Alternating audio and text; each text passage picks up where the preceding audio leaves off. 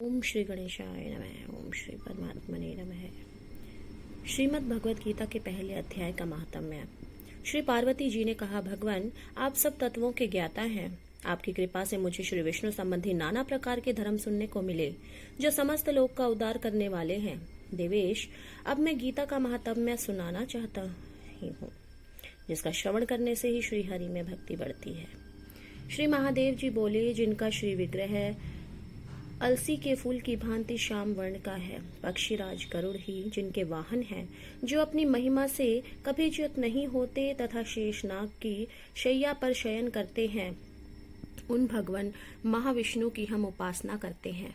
एक समय की बात है, मोर दैत्य के नाशक भगवान विष्णु शेषनाग के रमणीय आसन पर सुखपूर्वक विराजमान थे। उस समय समस्त लोगों को आनंद देने वाली भगवती लक्ष्मी ने आदरपूर्वक प्रश्न किया। श्री लक्ष्मी जी ने पूछा, भगवान आप संपूर्ण जगत का पालन करते हुए भी अपने ऐश्वर्य के प्रति उदासीन से होकर जो इस क्षीर सागर में नींद ले रहे हैं, इसका क्या कारण है? श्री भगवान बोले, सुमुखी, मैं नींद नहीं लेता हूँ, अपितु तत्व का अनुसरण करने वाली अंतर्दृष्टि के द्वारा अपने ही महेश्वर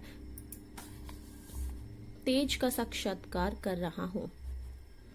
देवी, यह वही तेज है जिसका योगी पुरुष कुशाग्र बुद्धि के द्वारा अपने अंतःकरण में दर्शन करते हैं तथा जिसे मीमांसक विद्वान वेदों का सार तत्व निश्चित करते हैं। वह महेश्वर तेज एक अजर प्रकाश स्वरूप आत्मरूप रोग शोक से रहित अखंड आनंद का पुंज निष्पंद निरीह तथा द्वैत रहित है। इस जगत का जीवन उसी के अधीन है, मैं उसी का अनुभव करता हूँ। देवेश्वरी, यही कारण है कि मैं तुम्हें नींद लेता सा प्रतीत हो रहा हूँ। श्री लक्ष्मी जी ने कहा, हरिकेश, आप ही योगी पुरुषों के ध्येय हैं। आपके अतिरिक्त भी कोई ध्यान करने योग्य तत्व है, यह जानकर मुझे बड़ा कौतूहल हो रहा है। इस चराचर जगत की सृष्टि और संहार करने वाले आप स्वयं ही हैं। आप सर्व समर्थ हैं। इस प्रकार की स्थिति में होकर भी यदि आप उस परम तत्व से भिन्न हैं, तो मुझे उसका बोध कराइए। श्री भगवान बोले, प्रिय, आत्मा का स्वरूप द्वैत और अद्वैत से पृथक भाव और अभाव से मुक्त तथा आदि और अंत से रहित है। शुद्ध ज्ञान के प्रकाश से उपलब्ध होने वाला तथा परमानंद स्वरूप होने के कारण एकमात्र सुंदर है। वही मेरा ईश्वरीय रूप है। आत्मा का एक तत्व ही सबके द्वारा जानने योग्य है। गीता शास्त्र में इसी का प्रतिपादन हुआ है। अमित तेजस्वी भगवान विष्णु के ये वचन सुनकर लक्ष्मी देवी ने शंका उपस्थित करते हुए कहा, भगवान, यदि आपका स्वरूप स्वयं परमानंदमय और मन वाणी की पहुंच के बाहर है, तो गीता कैसे उसका बोध कराती है? मेरे इस संदेह का आप निवारण कीजिए। श्री भगवान बोले, सुंदरी सुनो, मैं गीता में अपनी स्थिति का वर्णन करता हूँ।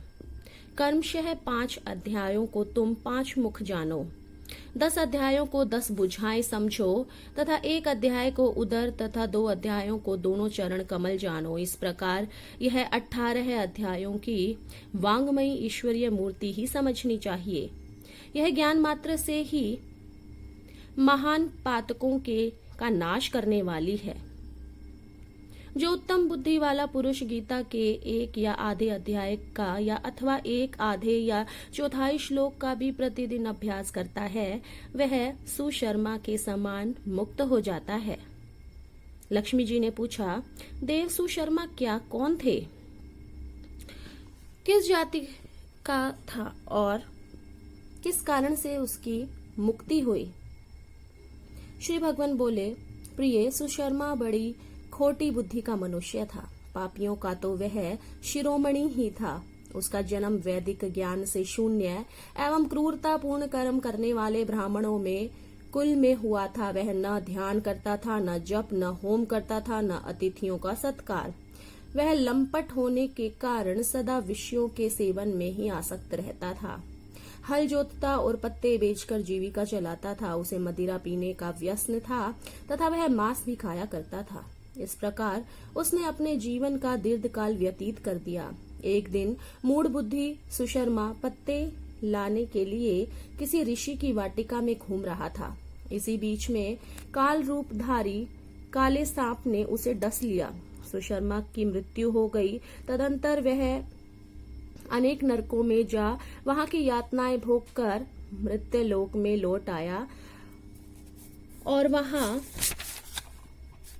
बोझ ढोने वाला बैल हुआ। उस समय किसी पंगु ने अपने जीवन को आराम से व्यतीत करने के लिए उसे खरीद लिया। बैल ने अपनी पीठ पर पंगु का भार ढोते हुए बड़े कष्ट से 7-8 वर्ष बिताए। एक दिन पंगु ने किसी ऊंचे स्थान पर बहुत देर तक बड़ी तेजी के साथ उस बैल को घुमाया।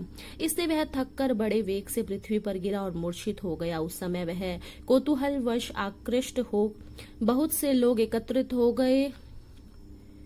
उस जन समुदायों से किसी पुण्यात्मा व्यक्ति ने उस बैल का कल्याण करने के लिए उसे अपना पुण्य दान किया। तत्पश्चात कुछ दूसरे लोगों ने भी अपने अपने पुण्यों को याद करके उन्हें उसके लिए दान किया।